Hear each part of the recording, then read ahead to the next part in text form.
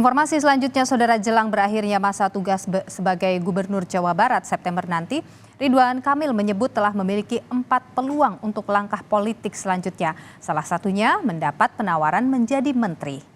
Ridwan Kamil ditawari menduduki posisi menteri siapapun presiden dan wakil presiden terpilih di Pilpres 2024.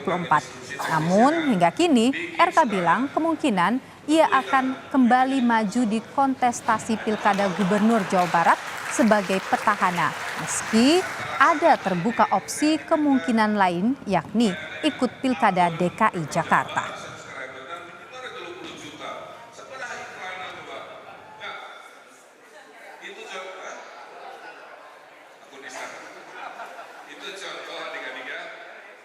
Politik saya ada 4 gubernur lagi Jawa Barat, alhamdulillah, insya Allah.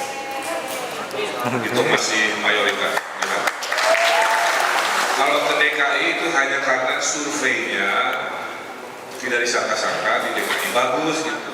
Saya mah mengalir kalau pintunya terbuka, bismillah, kalau nggak juga. Yang keempat, ada yang nawarin jadi menteri, ya. Siapapun presidennya, cenah.